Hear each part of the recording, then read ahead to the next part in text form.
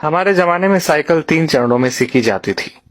पहला चरण केची, दूसरा चरण डंडा व तीसरा चरण था गद्दी।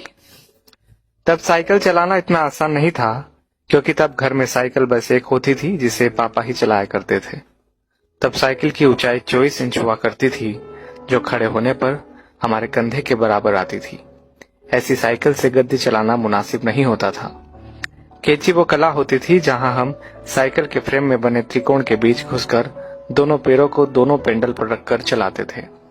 और जब हम ऐसे चलाते थे तो अपना सीना तान कर टेढ़ा होकर हैंडल के पीछे से चेहरा बाहर निकाल लेते थे और टिन टिन करके घंटी इसलिए बजाते थे ताकि लोग बाग देख सके कि लड़का साइकिल दौड़ा रहा है। आज की पीढ़ी इस एडवेंचर से महरूम है। उन्हें नहीं पता कि 8-10 साल की उम्र में 24 इंच की साइकिल चलाना जहाज उड़ाने जैसा होता था। हमने ना जाने कितनी दफा अपने घुटने और मुंह तोड़वाए थे। और गजब की बात तो यह है कि तब दर्द भी नहीं होता था। गिरने के बाद चारों तरफ देखकर चुपचाप खड़े हो जाते थे, अपना निक्कर पोंछते हुए। अब तकनीकी ने बहुत तरक्की कर ली है। 5 साल के होते ही बच्चे साइकिल चलाने लगते हैं, वो भी बिना गिरे। 2-2 फीट की साइकिल आ गई है और अमीरों के बच्चे तो अब सीधे गाड़ी चलाते हैं। छोटी छोटी बाइक उपलब्ध है बाजार में। मगर आज के बच्चे कभी नहीं समझ पाएंगे कि उस छोटी सी उम्र में बड़ी साइकिल पर संतुलन बनाना जीवन की पहली सीख होती थी, जिम्मेदारियों की पहली कड़ी होती थी, जहां आपको यह जिम्मेदारी दे दी जाती थी कि अब आप गेहूं पिसाने लायक हो गए हैं।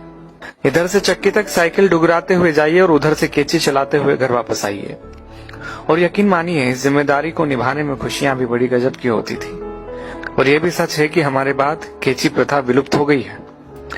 हम लोग ही दुनिया की आखिरी पीढ़ी है जिसने साइकिल चलाना 3 चरणों में सीखा था। हम वो आखिरी पीढ़ी है जिन्होंने कई बार मिट्टी के घरों में बैठकर परियों और राजाओं की कहानी सुनी, जमीन पर बैठकर खाना खाया, प्लेट में चाय पी है।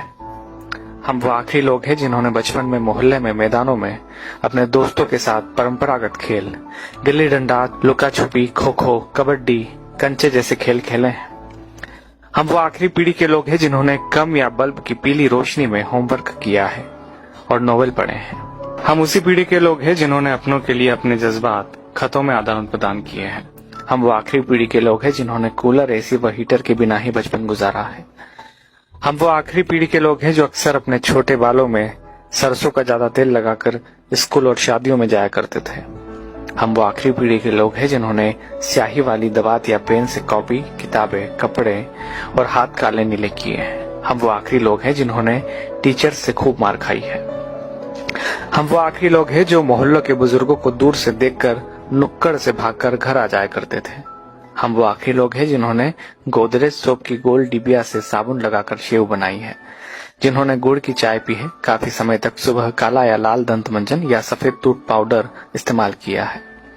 हम निश्चित ही वो आखिरी लोग हैं जिन्होंने चांदनी रातों में रेडियो पर बीबीसी की खबरें, विविध भारती, ऑल इंडिया रेडियो और बिनाका गीत माला जैसे प्रोग्राम सुने हैं। हम ही वो आखिरी लोग हैं जब हम सब शाम होते ही छत पर पानी का छिड़काव किया करते थे। उसके बाद दरी चादरें बिछाकर सोते थे। एक स्टैंड वाला पंखा सबको हवा के लिए हुआ करता था। सुबह सूरज निकलने के बाद भी ढीठ बने सोते रहते थे। वो सब दौर बीत गया। दरी चादरें अब नहीं बिछा करती है। डब्बों जैसे कमरों में कूलर, एसी के सामने रात होती है, दिन गुजरते हैं।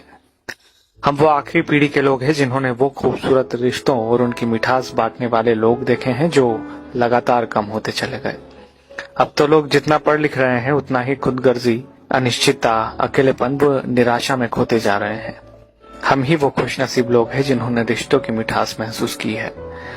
हम एकमात्र वह पीढ़ी है जिसने अपने माँ बाप की बात हमेशा मानी है और बच्चों की भी मान रहे हैं।